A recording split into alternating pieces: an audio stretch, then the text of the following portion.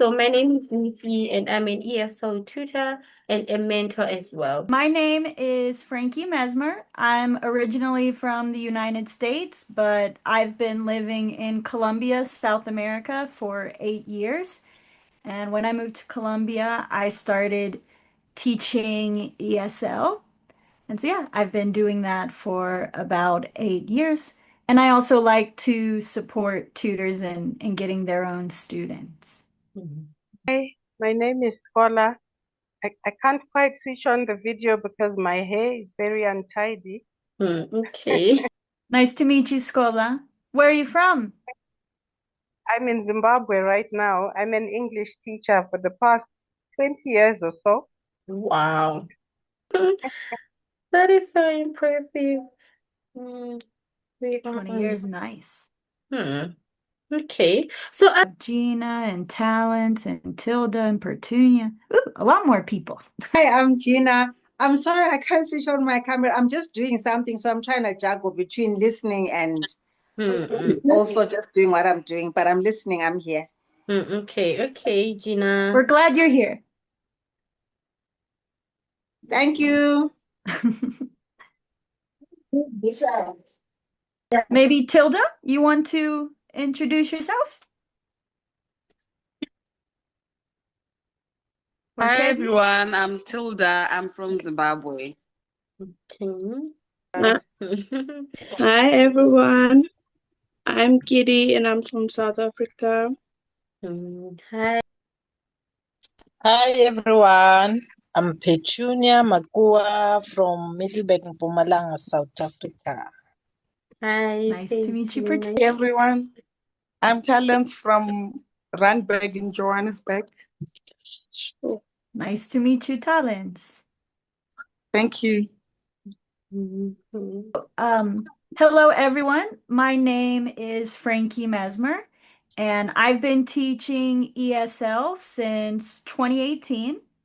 I became an ESL teacher when I moved to Colombia, South America. I actually majored in Spanish in school, but Colombians don't need help with Spanish. So I decided to look for jobs as an English teacher. And I started out teaching at a secondary school, middle school and high school grades. And I was there actually as a co-teacher. So at that time, I didn't have a lot of experience, but I was getting to help the local teachers and learning what teaching was all about.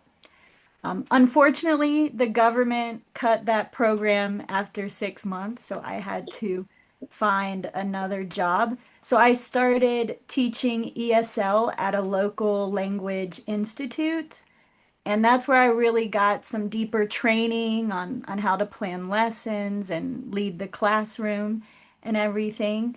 And I did that for about 2 years, and then COVID happened and I started working more and more online.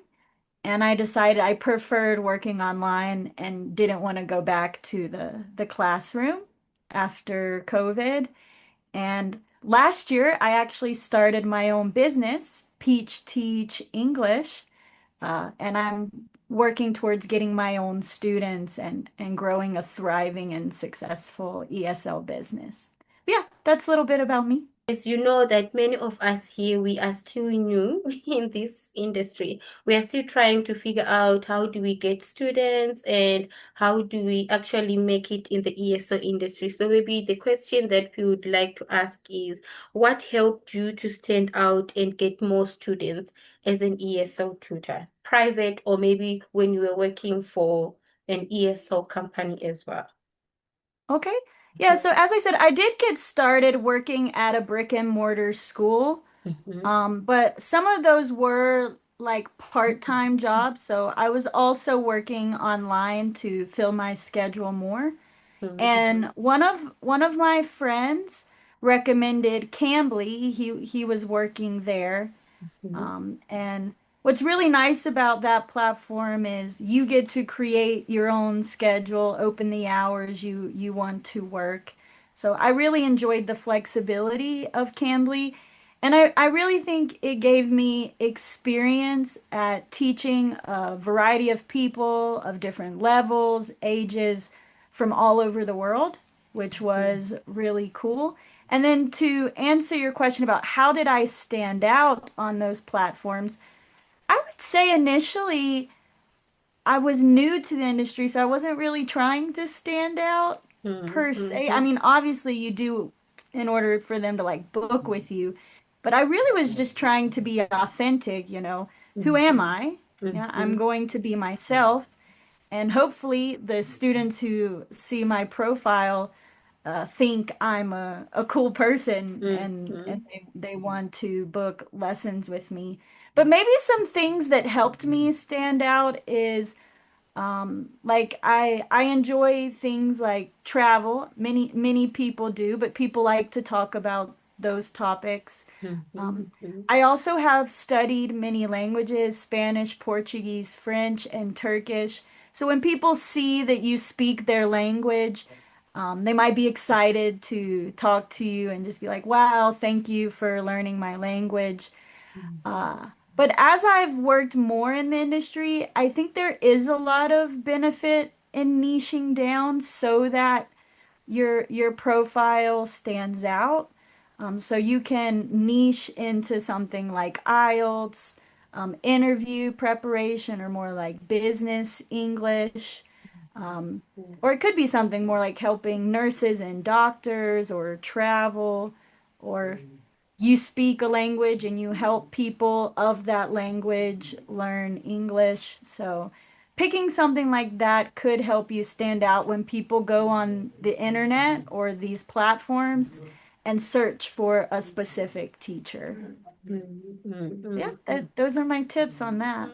Okay, thank you so much. I like the last part where you said niching down yourself. It's something that I've seen that it also worked in this ESL industry, like to try to say, not to try to accommodate everyone, but to say, I want to do business English. I want to do kids only. I want to do teenagers. It's something that can also help us to focus on the main goal. Okay. When you do that, you make Mhm. your lesson planning so much easier because you're not having to plan materials for this IELTS student and this job preparation all over the place.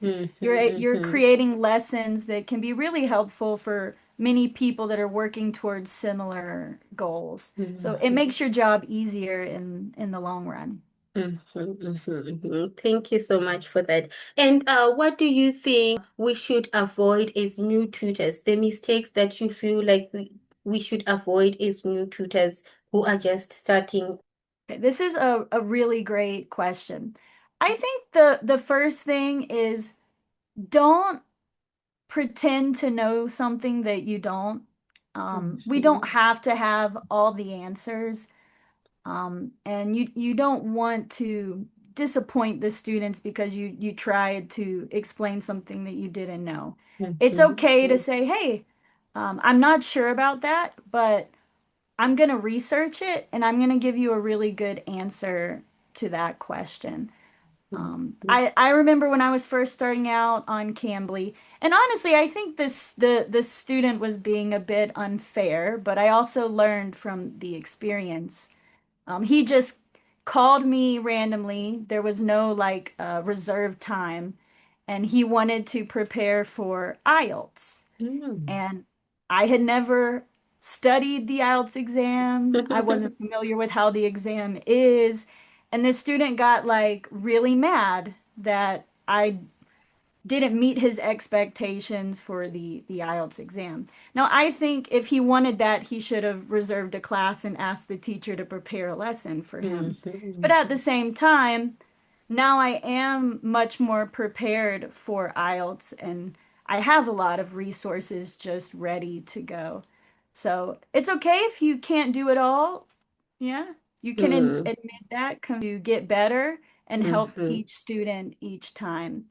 Another thing to be careful with is don't interrupt the students when they're speaking. But also you can't let their mistakes go unchecked or uncorrected.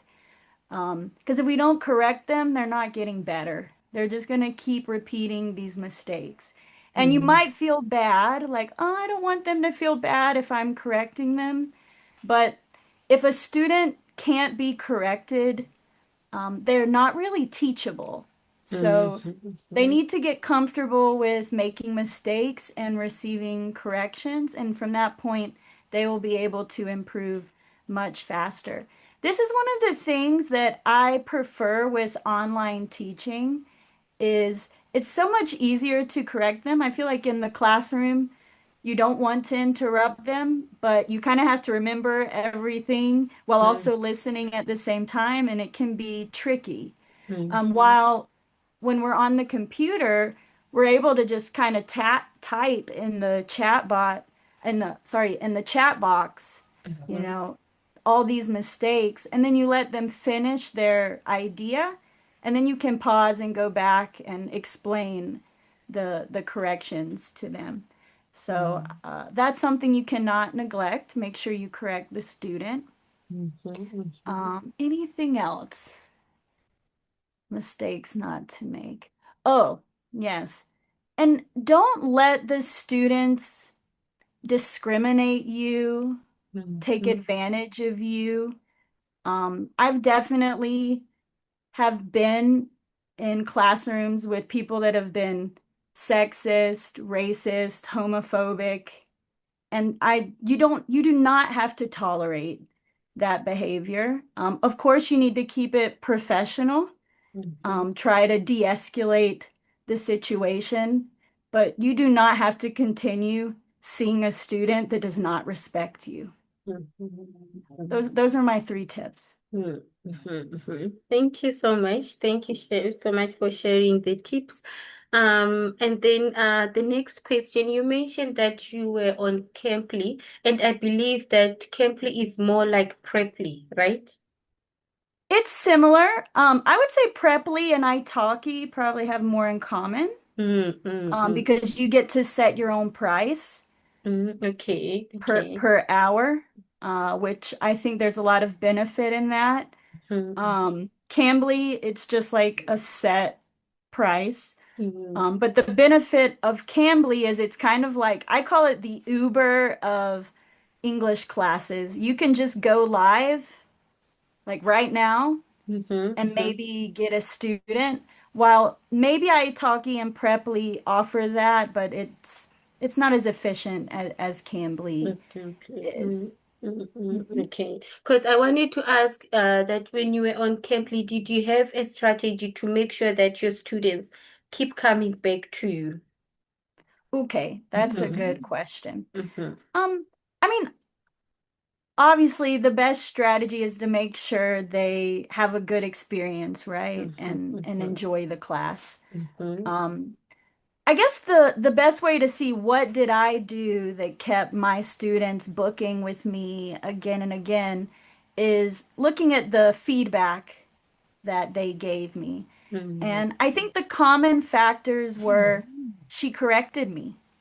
Yeah. That means a Mm-hmm. lot of tutors were not correcting them. Yeah, Mm-hmm. they were kind of just looking for easy money, having conversations, but not actually teaching them. Yeah. Mm-hmm. So that was a big one, very common. Another one was um, it didn't feel like a class. It felt like I was talking to a friend. She made me laugh, these Mm-hmm. kinds of things. So obviously be yourself. Yeah, if you're Mm-hmm. faking, it's not going to go over well. But not everyone wants a super formal, professional feel of a class. Some people are Mm-hmm. looking for a friendly conversation partner. So just know the type of person you are and like provide that for the student. And um, anything else that they said? Yeah, I think those were the main ones. Like I was correcting them and it didn't feel too formal, too much like a class. They were really enjoying the conversation. Mm-hmm. Oh, I remember. I remember what the other one was. Mm-hmm. Um, I've had many students tell me that they like the variety of topics that I bring and that I challenge them into more like philosophical discussions. Like really, they really appreciated corrections, Mm-hmm. um, feeling just comfortable having friendly conversation and bringing a variety of topics so that the class doesn't get boring.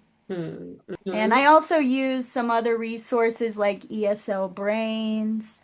Um, I like to use a lot of different websites. It just makes lesson planning faster than if you're starting from zero, making a new lesson every day.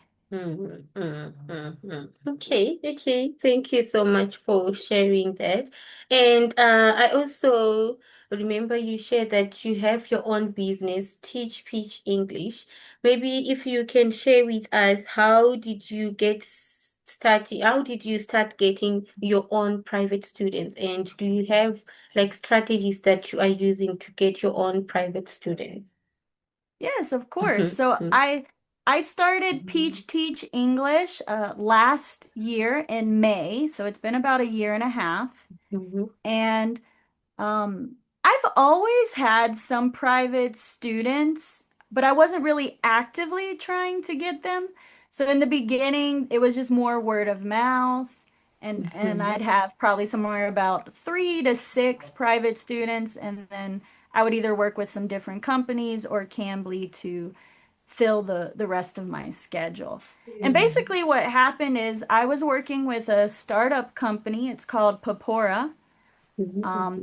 The owner is British, but a lot of the workers are here in Colombia, actually. Mhm, mhm, mhm, And basically, we were teaching group classes online. And because it's a startup, they were looking at new ways for marketing.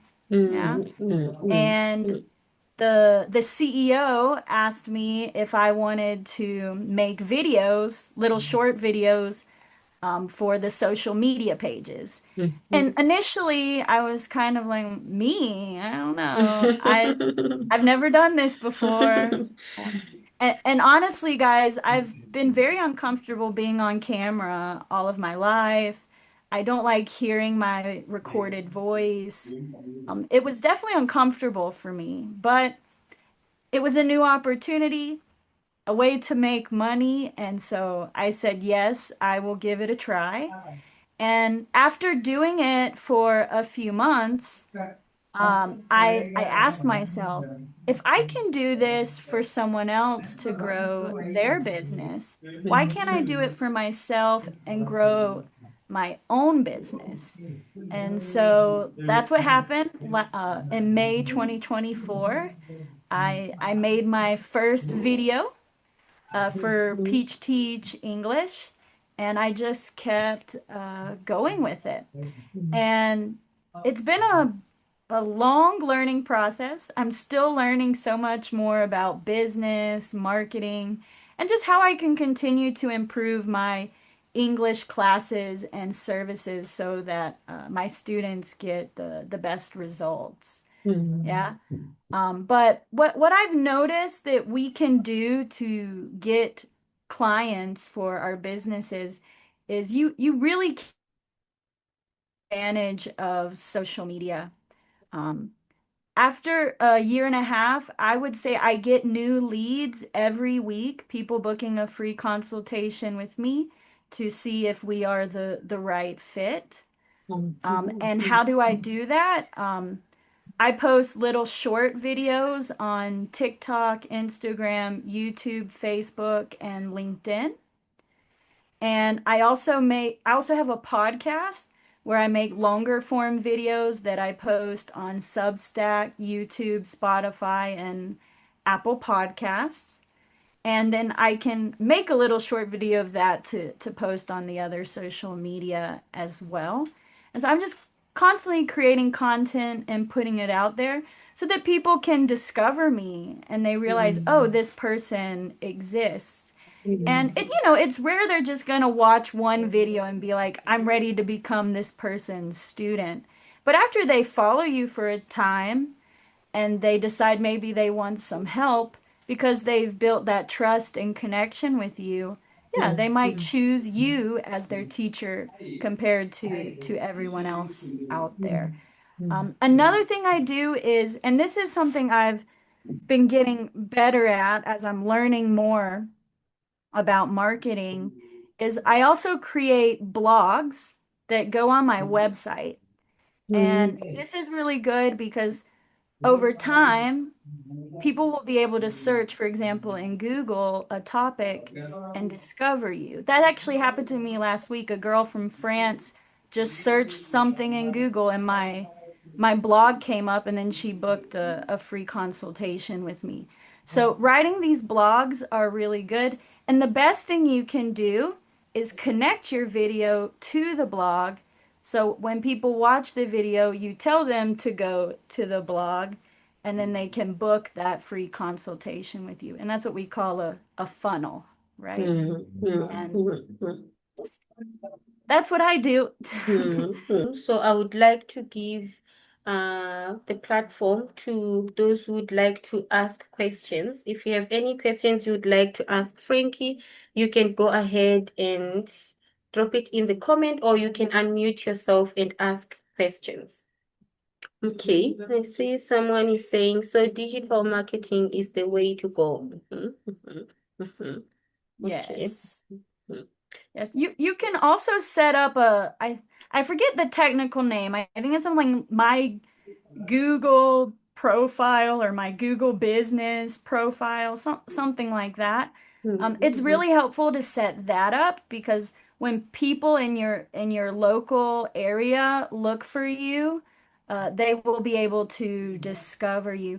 And this is really interesting. About 2 months ago, if you searched like English tutor near me, um, I was the number one that showed up. Wow. But when you searched it in Spanish, you couldn't even find me. And let's imagine most of the people here in Colombia are probably searching it in Spanish, not English, right? So I started going, I got to fix this problem. Yeah. So I did. I went in there, I put some Spanish in there, and I checked it, I think 2 weeks ago. And when you search in Spanish, now I'm number 3 that shows up. So whatever I did fixed it. So you got to play with stuff, but over time, you will be able to show up higher there on the Google search and people will be able to discover you. So that's also can be added to your digital marketing. So maybe just a last question, because you said that you have worked both on a platform like Camply and now you are also having your own business. What are the main differences that you have noticed between working for platforms and working for yourself? Okay, excellent question. Mhm. I'll tell you this. Starting your own business is not for the weak of heart. There's a lot of hustling Yes. and that it can be easier just to work for a platform. But you are limiting yourself at some point on how much you can earn. So when you decide to go into starting your own business, getting your own students, you no longer have to share those profits with the platforms or companies that you're working for, right? And you get a lot of autonomy. You get to choose how much you charge, yeah, what hours you want to work, and you get to create a business. Like, what is the purpose of all of this to you? You get to define what your English platform means and you get to connect with that. And it gives you a lot more satisfaction, I believe. But of course, you could work for a platform and really agree with what they stand for as well. And it can be nice working with a group of people. Because I also used to work with Papora, like I said, and I still love that company. I still do a few projects for them and I really like what they're doing as well.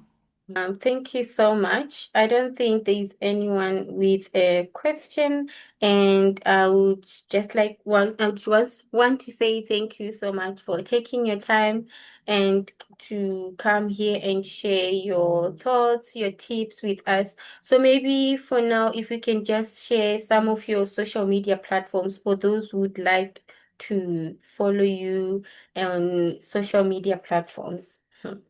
Yeah, of course. Mhm, So mhm, so as I said, guys, I'm on YouTube, Instagram, Facebook, TikTok, LinkedIn. Um, at Peach Teach English, you will find me. LinkedIn, you can search my name, uh, Francis Marie Mesmer. That's where you'll find me on LinkedIn. But everything else, Peach Teach English. My website is peachteachenglish.com. So you will find everything very easily if you just search Peach mhm, Teach. mhm, And yeah, I'd mhm. love to share with you guys what I'm doing. Also, if you want any support or have more questions, you can message me. I'm happy to share any tips with you guys. Mhm. Thank you so much. And she's very so. I like to talk. Actually, Miss E, can I ask them a question? And you guys can let me know in the chat. Are you more interested in working for platforms or are you more interested in getting your own students? Yes, Tilda. Peach Teach English. There is a question. Are you more interested in working for yourself or you are more interested in working for different platforms like Preply, italki, ClassGap, etc.? Okay, Swe is saying my own students. Okay, Mhm, nice. Anyone else want to let us know what you're going for? My own. mhm, mhm, That seems like the popular one here. mhm, mhm, Yeah. Well, as we were saying in the beginning, guys, niching down, we could also say trying to define your ideal client is really a good place to start with that. And once you define that, I would say the next step is try to make a list of questions or topics that you think that ideal student wants or needs to know, and then just start making content around that and posting it. Eventually you need to get a website and master the funnel so that you can get more and more students. But I would say those are the first three steps. Yeah, mhm, I can write it there. Yeah. So define your ideal client. Step 2, what questions and topics do they need or want to know? And create content around those topics. mhm, There you go. mhm. Bring them into your world. It seems like a lot of people are interested in in starting their own businesses, but it's not easy, hey. Not easy, but yeah, we aim high and we have 1 minute left, and I would like to say thank you so much again for taking your time to come here and share with us. I'm sure everyone is inspired, and we will definitely take note of everything that you have shared and put it into practice. Thank you so much. Yeah, thanks for having me here, guys. And yeah, you can reach out to me. I'll be happy to answer Mhm. any questions you have. Thank you, Miss E. Thank you so much.